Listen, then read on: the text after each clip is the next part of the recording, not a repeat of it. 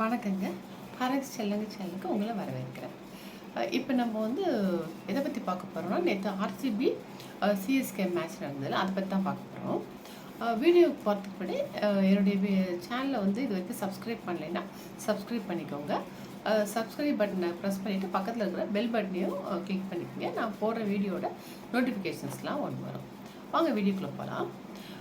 நேத்து வந்து பார்த்தீங்கன்னா 18th அதாவது மே 18th வந்து சென்னை சூப்பர் கிங்ஸ்க்கும் ஆர்சிபிக்கும் வந்து நேற்று மேட்ச்சு லீக் மேட்ச்சு லாஸ்ட்டு நம்மளுக்கும் லாஸ்ட்டு அவங்களுக்கும் லாஸ்ட்டு. ஸோ நம்ம வந்து 14 பாயிண்ட்ஸில் இருந்தோம், அவங்க வந்து 12 பாயிண்ட்ஸில் இருந்தாங்க. இது வந்து எப்படின்னா அவங்களுக்கு வந்து பிளே ஆஃப் போகணும்னு வச்சுங்களேன், நம்மளுக்கு வந்து ரன் ரேட் பார்க்குறப்ப நம்ம ரன் ரேட் வந்து அவங்கள்ட்ட ஜாஸ்தியாக இருந்தோம். ஸோ என்ன சொன்னாங்கன்னா, நம்ம வந்து பிளே ஆஃப் போகணுன்னா நம்ம வந்து ஜெயிக்கணும்னு அவசியம் கிடையாது. ஆனால் வந்து ஒரு கால்குலேஷன்லாம் போட்டிருந்தாங்க, இவ்வளோ எடுக்கணும் போகணும் அப்படி சொல்லி எடுத்தாங்க. அதாவது அது வந்து அவங்க ஒரு 200 ரன் எடுத்தால் அதை வந்து நம்ம என்ன பண்ணணும்னா ஒரு 18 ரன் டிஃப்ரென்ஸில் வந்து நம்ம வந்து நம்மளை தோக்கடிக்கணும் அவங்க. இப்போ அவங்க 200 எடுத்தாங்கன்னு வச்சுங்களேன், நம்ம 200 எடுக்க முடியலன்னா டிஃப்ரென்ஸ் வந்து 18 ரன் இருக்கணும். 18 ரன் டிஃப்ரென்ஸ் வந்து நம்ம தோத்துட்டா கூட பரவாயில்ல, நம்ம வந்து பிளே ஆஃப் போயிடலாம். ஏன்னா ரன் ரேட் வந்து அப்படியே இருக்கும். இல்லை ஜெயிச்சிட்டா பிரச்சனை கிடையாது. அது மாதிரி எடுத்திருந்தாங்க. இல்லை நம்ம வந்து ஃபஸ்ட்டு 200 எடுத்திருந்தோம்னா அவங்க 18.1 ஓவர்ஸ்லாம் எடுத்துடணும். அப்போ தான் வந்து ரன் ரேட் வந்து நம்மளை விட அவங்களுக்கு ஜாஸ்தியாகும் அப்படின்னு சொல்லி கால்குலேஷன்லாம் போட்டிருந்தாங்க. அப்புறம் வந்து மழை வந்தால் என்ன பண்ணி அடிக்கடி பெங்களூரில் வந்து மழை பெஞ்சிட்டு இருந்தது. ஸோ மழை வந்தால் என்ன பண்ணுறது, 5 ஓவர் மேட்ச்னால் கண்டிப்பாக நம்மளுக்கு வந்து நம்ம எடுக்கவே முடியாது. அவங்க பயங்கரமாக வந்து ஹிட்டர்ஸ்லாம் நிறைய இருக்கிறாங்க. டியூப்ளிசி, கோலி, மேக்ஸ்வெல்லு, ஜாக்ஸ் போயாச்சு, இது மாதிரிலாம் நிறைய பட்டிதர், இவங்களாம் நிறைய அடிக்கிறவங்களா இருக்கிறாங்க. ஸோ நம்ம இதில் அப்படி யாரும் கிடையாது. அதனால் வந்து 5 ஓவர் மேட்ச்சில் வந்து கண்டிப்பாக ஜெயிச்சிருவாங்க. இப்படி நிறைய டாக்ஸ் இருந்தது. சில பேர் நிறைய பேர் வந்து மழை வந்துட்டா தேவையில்ல, மழை வந்துட்டு வந்து நமக்கு ஒரு பாயிண்ட் கிடைச்சா 15 பாயிண்ட்ஸ் ஆகிடும், நம்ம போயிடுவோம் சொல்லி இப்படிலாம் ரொம்ப இது பண்ணிட்டு இருந்தாங்க. ஏன்னா ஆர்சிபி வந்து பார்த்தீங்கன்னா ஒரு 8 மேட்ச் விளையாண்டு ஒரு மேட்ச் தான் ஜெயிச்சிருந்தாங்க. கிட்டத்தட்ட வந்து பாயிண்ட்ஸ் டேபிளில் லாஸ்ட் இருந்தாங்க. அப்புறம் வந்து 9th பிளேஸ், மொத்தம் 10ல் வந்து 9th பிளேஸில் இருந்தாங்க. ஸோ 7 மேட்ச் தோற்றுருந்தாங்க. அது மாதிரி இருக்க சமயத்தில் வந்து அவங்க பிளே ஆஃப்ல போகிறதுக்கு ரொம்ப ரொம்ப பாயிண்ட் ஒரு 1% தான் சான்ஸ் இருக்கலாம் சொல்லிட்டு இருந்தாங்க. ஸோ இப்படி இருந்தது. அதுக்கப்புறம் அவங்க வந்து என்னென்னா இப்போ விமன் டீம் வந்து ஐபிஎல் வந்து ஆர்சிபி விமன் டீம் வின் பண்ணிட்டாங்க. ஸோ கோலிலாம் வந்து பாராட்டியிருந்தார். ஸோ அது வந்து ஃபஸ்ட் டைமே வந்தோடனே அவங்க வின் பண்ணிட்டாங்க. நம்ம 15 இயர்ஸாக விளையாண்டு ஆர்சிபி வந்து நல்ல பிளேஸில் தான் நல்லா விளையாடுறவங்க எல்லாமே இருந்தாங்க. முதல்ல கூட டெவிலியர்ஸ்லாம் இருந்தாங்க. அப்படி இருக்க சமயத்தில் அவங்க வந்து கப்பு வந்து வின் பண்ணவே முடியல. இது வரைக்கும் அது என்னன்னே தெரியலன்னா ஒரு இது மாதிரி மேபி நான் நினைக்கிறேன், maybe ego women team win பண்ணிட்டாங்க, நம்ம என்ன வின் பண்ணலையே அப்படிங்கிற ஒரு இதாக இருக்கலாம்ல. அது ஒரு 7 மேட்ச் ஜெயிச்சு ஒரு மேட்சாக 7 மேட்ச் தோத்துட்டு ஒரு மேட்சாக ஜெயிச்சிருந்தாங்க. லாஸ்ட்டில் இருந்தாங்க பாயிண்ட்ஸ் டேபிள் 9th பிளேஸில்.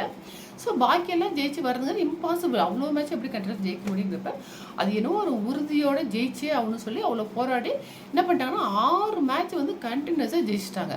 அதில் கோலிலாம் பயங்கர அதிரடியாக விளையாண்டு எப்படின்னு சொல்கிறது, பயங்கரமாக அதிரடியாக விளையாண்டு அதுவும் ஒரு முக்கிய காரணம் அவர். ஏன்னா அவர் வந்து இப்போ ஆரஞ்சு கேப் அவர் தான் வச்சிருக்கிறார்.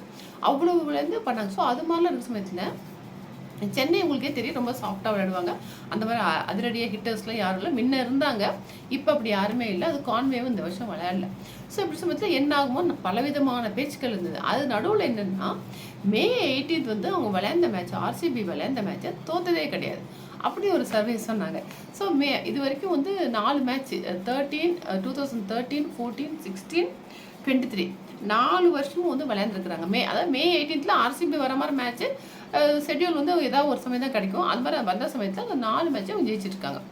அப்படிங்கிற வந்து 2 வந்து சிஎஸ்கேவையும் 1 எஸ்ஆர்ஹெச் 1 பஞ்சாப் 4 தடவை. ஸோ மே 18th நேற்று. அதனால் அது இந்த டைம் வந்து ஜெயிச்சிருவாங்களா அப்படின்னு சொல்லிட்டு நிறைய பேர் வந்து தெரிஞ்சு நிறைய பேர் வந்து மழை வந்துடணும் வேண்டிட்டாங்க. ஏன்னா அவங்க ஆர்சிபி ஜெயிக்க பண்ணி இவங்க நினச்சிட்டாங்களே தெரியல, அப்படி இருந்ததுங்க. சரி ஒரு வழியாக நேற்று மேட்ச்சு டாஸ் போட்டாங்க. டாஸ் போட்டுட்டு நம்ம சென்னை வந்து டாஸ் ஜெயிச்சு அவங்கள ஃபஸ்ட்டு பேட் பண்ண சொல்லிட்டாங்க. ஆனால் எனக்கே டவுட்டாக இருந்தது. ஏன்னா நம்ம வந்து செகண்டில் வந்து கொஞ்சம் நிறைய ஸ்கோர் அடிச்சோன்னா அடிக்கிறதே கொஞ்சம் பயப்படுவோம், சரியாக வராதால நம்மளே ஃபஸ்ட்டு எடுத்துருக்கலாம் பேட்டிங்கை, அது எடுக்கல. ஸோ மழை பெஞ்சோன்னே ஆரம்பிச்சு கொஞ்சம் ஒரு 2-3 ஓவர் போட்டோடனே திருப்பி மழை வந்துருச்சு. அதுக்குமே மழை வரணும், அப்போ கூட மழை வரணும் வேண்டிட்டாங்க. மழை நின்றுடுச்சு. ஒரு மேட்ச் கண்டினியூஸாக நடந்துன்னு வச்சுங்களேன். ஆனால் என்னாச்சுன்னா பால்லாம் வந்து போட இப்போ கொஞ்சம் ஈரம் இருக்கிறதுனால அவங்களுக்கு வந்து ஃபீல்டெலாம் பால் ரொம்ப ஈரமாக சரியாகவே வந்து பவுல் பண்ண முடியல. நல்லா கிரிப் இல்லை, நிறைய ரன்னு போச்சு எக்கச்சக்கமாக. அதுவும் இல்லாமல் நம்மகிட்ட பவுலர்ஸும் இப்போ இல்லை. உங்களுக்கே தெரியும், எல்லாருமே வந்து பத்திரா நல்லா போடுவார், அப்புறம் முஸ்தபிசூர் 2 பேருமே இல்லை, ஊருக்கு போயிட்டாங்க. அப்புறம் மொயின் அலி நல்லா அடிச்சிட்டு இருந்தார், அவரும் இப்போ போயிட்டார் இல்லை. ஸோ வேறு யாருமே கான்வே அவருக்கு வந்து அடிபட்டிருக்கு சொல்லி சுத்தமாக அந்த சீசன் ஃபுல்லாக வரவே இல்லை. இது மாதிரி இருக்கிறத வச்சு போட்டுதான் சஹார் அவரும் இல்லை. ஸோ இது மாதிரி யாருமே இல்லாமல் இருக்கிறத வச்சு ஏதோ நம்ம ஓட்டிகிட்டு இருந்தோம்னு வச்சுங்களேன். அதனால் அது வேறு பால் வேறு இருமக நம்மளால் பவுலும் சரியாக பண்ண முடியல. அது வேறு அடித்து ஒரு மாதிரி எடுத்து 218 எடுத்துட்டாங்க 20 ஓவர்ஸில். ஒரு வழி எடுத்து முடிச்சிட்டாங்க. முடிச்சதுக்கப்புறம் அந்த 2018 எப்படி எடுப்பாங்கன்னு யாருக்குமே கொஞ்சம் டவுட்டு தான். ஏன்னா கண்டிப்பாக சிஎஸ்கே எடுக்கணும்னு அடிச்சே சொல்ல முடியாது. எப்படி எடுக்க போகிறாங்களோ என்ன ஆகும் சொல்லி அடுத்தப்பறம் நம்ம விளையாட வந்தோம். வந்தோடனே ஃபஸ்ட்டே வந்தோடனே வந்து ருத்ராஜ் வந்து அவுட் ஆகிட்டார். அடுத்த ஒரு 4 ரனில் வந்து டேரி மிச்சல் அவுட் ஆகிட்டார். அதுக்கப்புறம் சரி அவ்வளோதான் இதெல்லாம் எடுக்க முடியாது சொல்லி இது நம்ம என்ன டார்கெட் வச்சுருந்தா 218ங்கிறதுல நம்ம வந்து 201 எடுத்தால் போதும். தோத்துட்டோம்னு பரவாயில்ல. ஆனால் 201 எடுத்தால் நம்ம ரன் ரேட்டை வந்து நம்ம குவாலிஃபை ஆகிட்டு நம்ம பிளே ஆஃப் போயிடுவோம் அப்படின்னு சொன்னோம்னா அது எப்படி எடுக்கணும்னு சொல்லி பண்ணாங்க. இந்த சிஎஸ்கே ஃபேன்ஸ் கூட கம்மியாக தான் வந்திருந்தாங்க. நிறைய ஃபுல்லாக ஆர்சிபி தான். அப்படியே விளையாண்டோம் அப்புறம் கொஞ்சம் பேர் பார்ட்னர்ஷிப்லேருந்து ரச்சின் ரவீந்திரா எல்லாம் ரஹானா விளையாண்டு இப்படியே வந்தாங்க. போன தடவை மாதிரி துபே வந்து ரச்சின் ரவீந்திராவை நேற்று ரன் அவுட் பண்ணிட்டார். 2வது ரன் அவனும் ஓடவே மாட்டார். எப்போதும் 1 ரன் தான் ஓடுவார். நேற்றுன்னு பார்த்து 2வது ரன் தேவையெல்லாம் ஓடி வர்றாருன்னு சொல்லிட்டு பாவம் இவரும் ரச்சின் ரவீந்திராவும் போய் அவுட் ஆகிட்டார். போன மேட்ச்லேயும் அப்படி தான் ரஹானை கூப்பிட்டாருன்னு ஓடி ரன் அவுட் ஆகிட்டார். நல்லா விளையாண்டுட்டா இருந்திருந்தாலும் நல்லா எடுத்துருப்பாங்க. அவரும் அவுட் ஆகிட்டார். உடனே துபே வச்சும் இருந்து விளையாண்டாரா இல்லை அவரும் 7 ரன்ல அவுட் ஆகி போயிட்டார். இப்படியே போயிட்டு அப்புறம் ஜடேஜாவும் தோனி வந்து அடித்து விளையாண்டாங்க. ஸோ நம்பிக்கையாக இருந்து எடுத்துருவாங்க அப்படிங்கிற மாதிரி ஒரு 6-4லாம் அடித்து வந்து லாஸ்ட் ஓவரில் அவங்க சிஎஸ்கே ஆர்சிபியே பயப்பட ஆரம்பிச்சிட்டாங்க. இவங்க வந்து இப்படி அடிக்கிறாங்களே வின் பண்ணுவாங்களோ சொல்லிட்டு நடுவில் வந்து பால் நம்மளுக்கு இருந்த மாதிரி அவங்களுக்கு ஈரத்தில் பட்டு போனாலும் ரொம்ப ஈரமாக இருக்குது சொல்லி பால் மாற்றி தர சொல்லி கேட்டுகிட்டே இருந்தாங்க அம்பையர்கிட்ட. அவங்க ஒத்துக்கல, மாற்றி தரல. இப்படியே போயிட்டு இருந்தது. லாஸ்ட் ஓவரில் 17 ரன் தேவைப்பட்டப்ப ஃபஸ்ட்டு பால் தோனி 6 அடித்தார். அப்புறம் அடித்தோட என்னது 110 மீட்டர் தூரத்தில் போய் ரூஃப் மேலே விழுந்துச்சு. ஸ்டேடியம் ரூஃப் மேலே வந்து எடுக்க முடியலன்னா பாடான்னு புது பந்து கொண்டாந்து கொடுத்துட்டாங்க. கொடுத்தோடனே புது பந்து வந்து ஈரமே இல்லாமல் நல்லா இருந்தது. நல்ல கிரிப்பாக இருந்தது. போடுறதுக்கு யாஷ் தயார் தான் போட்டார். ஸோ அவருக்கு நல்ல கிரிப்பாக ரொம்ப ஸ்லோவாக ஒரு ஸ்பின்னர் போடுற மாதிரி ரொம்ப ஸ்லோவாக போட்டு செகண்ட் பால்லேயே தோனி தூக்கணுன்னு கேட்ச் போயிடுச்சு. கேட்ச் போனால் தோனிலாம் அப்செட்டே ஆக மாட்டார். ஏன்னா மேட்ச் தான் நாங்கள் எல்லாமே என்ன சொல்லுவாங்க, எது நடந்தாலும் ஸ்போர்ட்டிவாக எடுத்துன்னு தான் சொல்லுவோம் நம்ம. அது மாதிரி இதையும் வந்து சரி பரவாயில்ல, அப்படியே வெற்றி தோல்வியெலாம் வந்து விளையாட்டில் சகஜம் தான். ஸோ நம்ம வந்து போயிடுச்சுன்னா நெக்ஸ்ட் இயர் பார்த்தா கொஞ்சம் வருத்தம் இருக்கும், நெக்ஸ்ட் இயர் பார்த்துக்கலாம்னு போகலாம். ஆனால் தோனி ரொம்ப அப்செட் ஆகிட்டார். அப்செட் ஆகி போய் அப்படியே உட்காந்துட்டு இங்கேயே உங்கள் டக் அவுட்லேயே உட்காந்துட்டு அப்படியே பார்த்துட்டு இருக்காரு. முகம்லாம் ஒரு மாறி ஆகிட்டு அது மாதிரி பார்த்ததே கிடையாது. அவ்வளோ சோகமாக உட்காந்து பார்த்துட்டு இருந்தார். இந்த 4 பால் தான் இருக்குது, அதில் வந்து பாக்கி ரன் எடுப்பாங்களா அப்படின்னு சொல்லிட்டு 11 ரன் எடுக்கணும். பார்த்தா இல்லை, இவங்களால அடிக்கவே முடியாது. அது மாதிரி சொல்கிறாங்க. என்னென்னா அது மாதிரி புது பால் வந்து போட்டோம்னா ஈரம் இல்லாமல் நல்லா கிரிப்பாக வர மாதிரி இருந்ததுன்னா உங்களால் சுத்தமாக அடிக்க முடியும். எவ்வளோ பெரிய ஆளாக இருந்தாலும் அடிக்க ரொம்ப கஷ்டம், ரொம்ப டேலண்டடாக அடிக்கலாம் கஷ்டம் அப்படின்னு சொல்லிட்டு இவரும் அடிச்சு பார்க்குறாரு. தாக்கூர் வச்சு அடிக்கவே முடியல. 1 ரன் தான் எடுத்தாங்க. எடுத்த கட்சியில் நம்ம பிளே ஆஃப் போகாமல் இருக்கிறதுக்கு அந்த 10 ரன் எடுக்க முடியாமல் நம்ம தோத்துட்டோன்னா அவ்வளோ. ஆனால் நேற்று வந்து ஆர்சிபி பிளேயர்ஸ்லாம் அவ்வளோ அக்ரெசிவாக இருந்தாங்க. நேற்று பிளே ஜெயிக்கணும்னு அவ்வளோ வெறியாக இருந்தாங்க. ஜெயிச்சு முடிச்சோன்னா போயாச்சு. ரொம்ப அப்செட் ஆகி போனோம். அது வந்து விளையாட்டு சகஜம். ஆனால் என்னன்னா உங்களுக்கு தோனி வந்து இதான் லாஸ்ட் சீசன்னு ஒரு மாதிரி எல்லாருமே சொல்லிட்டு இருக்கிறாங்க. அவரும் வந்து கால் ப்ராப்ளம்லாம் இருந்தது. போன தடவை போய் ஆப்ரேஷன்லாம் பண்ணிவிட்டு ஒரு 9 மாதம் நல்லா ப்ராக்டிஸ்லாம் பண்ணி விளையாடணுன்ட்டு ரொம்பவும் விளையாடுறது, ரொம்ப ஓடுறதில்ல, நின்றுதே அடிக்கிறாரு போகிறார். ஸோ அவருக்கு வந்து இது வந்து லாஸ்ட் சீசன் அப்படிங்கிற மாதிரி நிறைய பேர் சொல்லிட்டு இருந்தாங்க. ஸோ அவர் என்ன சொல்லியிருந்தாரு, சென்னையில் லாஸ்ட் மேட்ச் வந்து சென்னையில் தான் இருக்கும் அப்படிங்கிற மாதிரி சொல்லியிருந்தார். அதனால அவர் என்ன திருப்பி சென்னையில் வந்து பிளேயர் போக முடியாதுல்ல, ஆனால் அது ஒன்றா இருக்கலாம், நம்ம ஜெயிக்க முடியல வருத்தம்.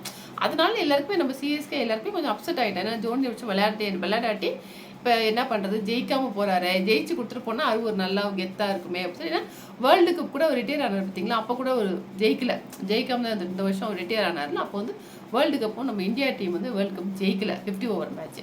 ஸோ அப்பயும் ஜெயிக்கல, இதுவும் வந்து இருந்தப்போ ஜெயிச்சு கொடுத்தாரு, ஆனால் அவர் ரிட்டையர் ஆகி போகிறப்ப ஜெயிக்கல. ஸோ அதே மாதிரி இதுவும் வந்து ஜெயிக்காமே போகிறாரு அப்படிங்கிற எல்லாருக்கும் வருத்தமாகும். அவருக்கும் அவர் ரிட்டையர் இந்த வருஷம் ஆறாரா இல்லைன்னு தெரியல. இருந்தாலும் அதை நினச்சி எல்லாருக்குமே ஒரு மாதிரி கவலையாயிடுச்சு. ஆனால் அவர் வந்து எப்போ ரிட்டையர் ஆகிறான்னு அவருக்கு தான் தெரியும், யாருக்குமே தெரியாது. அவர் சொன்னால் தான் உண்டு. கூட இருக்கவங்களுக்கு டீமில் யாருக்குமே தெரியாது. சில பேர் 2 வருஷம் விளையாடலாம், 3 வருஷம் விளையாடலாம் சொல்கிறாங்க, சுரேஷ் ரெய்னா எல்லாரும். ஆனால் வந்து இது 52 இவங்களாம் சொல்கிறாங்க. ஆனால் எவ்வளோ என்ன பண்ணுவாருன்னு தெரியாது நம்மளுக்கு. இது மாதிரி இருக்கிறதுனால ரொம்ப அப்செட் ஆயிருந்தோம். ஆனால் அவங்க வந்து பார்த்தீங்கன்னா வந்தாங்க, அப்போ கை கொடுக்கல தோனி எல்லாரும் அப்படி சொல்லிட்டு இருந்தாங்க. கை கொடுக்காம போயிட்டாரு சொல்லிட்டு அது என்னன்னா இருந்து நின்னாங்க. நின்று லைன்ல இருந்து வருவாங்க கொடுப்பாங்கன்னு பார்த்தா அவங்க ரொம்ப செலிப்ரேட் பண்ணிகிட்டே இருந்தாங்க. ஆர்சிபி பண்ணிகிட்டே இருந்ததுனால இவர் கொஞ்சம் வெயிட் பண்ணி பார்த்துட்டு அப்புறம் நம்ம நான் போயிட்டார். போய் டீமில் இருந்த சில மேனேஜர் அவங்களாம் கை கொடுத்துட்டு போயிட்டார் உள்ளார். அதை வந்து நிறைய பேர் சொன்னாங்க, கை கொடுக்காமே போயிட்டாரு எல்லாருக்கும். மற்றவங்களாம் சிஎஸ்கே பிளேயர்ஸ்லாம் கை கொடுத்துட்டு வந்தாங்க. இதானே நடந்தது. ஸோ இந்த மே 18 அன்னைக்கு வந்து அவங்க 4 மேட்ச்சு பின்னே ஜெயிச்சு வச்சு 5 மேட்ச்சு கண்டினியூஸாக ஜெயிச்சிட்டாங்க.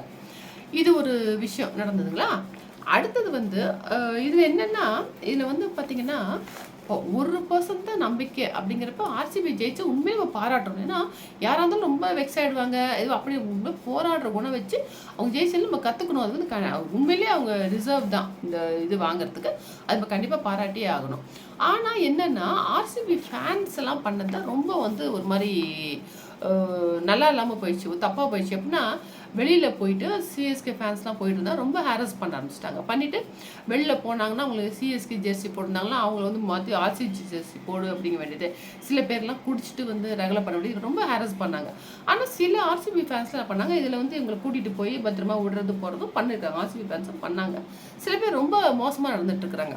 அதுக்கு தான் வந்து எப்படின்னா உங்களுக்கு சிஎஸ்கேல வந்து அவங்க இது அஃபிஷியல் ட்விட்டர் பேஜ்லேயே வந்து சிஎஸ்கே எடுத்தீங்களா அவங்க போட்டிருக்கிறாங்க. என்ன போட்டிருக்கிறாங்கன்னா, நீங்கள் வந்து கங்க்ராச்சுலேஷன்ஸ் ஆர்சிபி வந்து கங்க்ராச்சுலேஷன்ஸ், நீங்கள் வந்து கிரவுண்டில் வந்து நீங்கள் ஜெயிச்சதுக்கும் ப்ளே ஆஃப் பண்ணுறதுக்கும் கங்க்ராச்சுலேஷன் பண்ணி பாராட்டணும்னு சொல்லிட்டு, ஆனால் கிரவுண்டுக்கு வெளியில் சின்னசாமி ஸ்டேடியத்துக்கு வெளியில் ஆர்சிபி ஃபேன்ஸ் வந்து பண்ணது அவங்க வந்து ஸ்ட்ரீட்டில் வந்து தோத்துட்டாங்க அப்படின்னு சொல்லி சிஎஸ்கே ட்விட்டர் பேஜ்லேயே அஃபிஷியல் ட்விட்டர் பேஜ்லேயே போட்டிருக்கிறாங்க. ஸோ அது வந்து அப்போனா பாருங்கள் எப்படி நடந்துக்குன்னு தான் அவங்க போட்டிருக்கிறாங்க.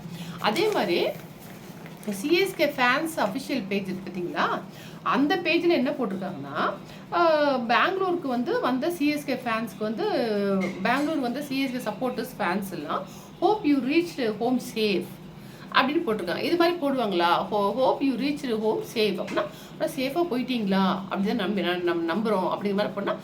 ஸோ இங்கே பிரச்சனை எதுவும் ஆயிருக்குமோன்னு கேள்விப்பட்டனால தான் அப்படி போட்டிருக்காங்க. போட்டுட்டு forever grateful for your love and support அப்படின்னு போட்டிருக்காங்க. ஸோ வெளியில் வந்து ரொம்ப இதுவாக பிஹேவ் பண்ணிட்டாங்க ஆர்சிபி ஃபேன்ஸை. ஜெயிக்கிறது தோக்கிறது சகஜம் தாங்க. ஜெயிச்சுனா கொண்டாடுங்க, வேணாம் கலாட்டா பண்ணிக்கலாம், ஒவ்வொரு டீஸ் பண்ணிக்கலாம், கலாய்ச்சிக்கலாம், பண்ணலாம், அதெல்லாம் தப்பு கிடையாது. ஆனால் வந்து இப்படி ரொம்ப வந்து என்னவோ ரொம்ப வந்து வெறியங்களாக இருந்து பண்ணிவிட்டு இந்தியா பாகிஸ்தான் மேட்ச் நடந்த மாதிரி இருக்குது பார்த்தா. அப்படி பிஹேவ் பண்ணுறது சரி கிடையாது. அது வந்து ரொம்ப ஃபேன்ஸ் ரொம்ப மட்டமாக பிஹேவ் பண்ணிட்டாங்க ஆர்சிபி ஃபேன்ஸ்லாம். அது ஒன்று.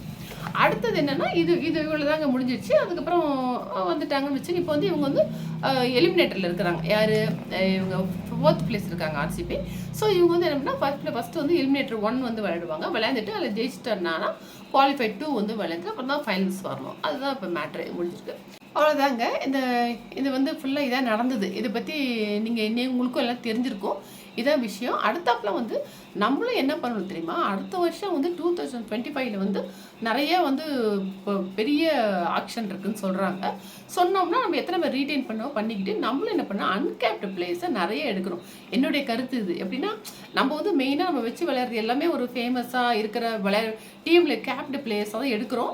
அன்கேப்டு பிளேயர்ஸை எடுக்கிறோம், ஆனால் ரொம்ப யூஸ் பண்ணுறதே இல்லை. நம்ம அவங்க அப்படியே சைலண்ட்டாகவே அங்கேயே உட்காந்துட்டு கொஞ்ச நாள் இருந்துட்டு போயிடுறாங்க. அது மாதிரி நம்ம பண்ண முடியாது. நிறைய டீமில் பார்த்தீங்கன்னா இப்போலாம் அன்கேப்டு பிளேயர்ஸ் நிறைய பேர் வந்துருக்குறாங்க. வந்து நல்லா விளையாண்டு இப்போ சுதர்ஷன்லாம் வந்து எவ்வளோ நல்லா ஷைன் பண்ணுறாங்க தெரிஞ்சு. இப்போ சஷாங்க் சிங் ஒவ்வொரு டீம்லையும் நிறைய பேர் இருக்கிறாங்க. வந்துட்டு அதுக்கப்புறம் நம்ம இந்தியன் டீமில் தேர கூட ஆப்பர்ச்சுனிட்டி கிடைக்கும். உண்மையிலே ஐபிஎல் டிஎன்பிஎல்லாம் கொண்டு வந்து எப்படின்னா இது மாதிரி நிறைய பேர் இருக்கிறாங்க பிளேயர்ஸ். ஆனால் வந்து தெரியறதுல சொல்லி அவங்களெல்லாம் நம்ம போட்டு என்கரேஜ் பண்ணி நல்லா கொண்டு வரணும் ஆரம்பிச்சோம். ஆனால் நம்ம இதில் வந்து அன்கேப்டு பிளேயர்ஸ்க்கு நிறைய சான்சஸே கொடுக்கறது கிடையாதுங்க. அது வந்து கண்டிப்பாக மாறணும்.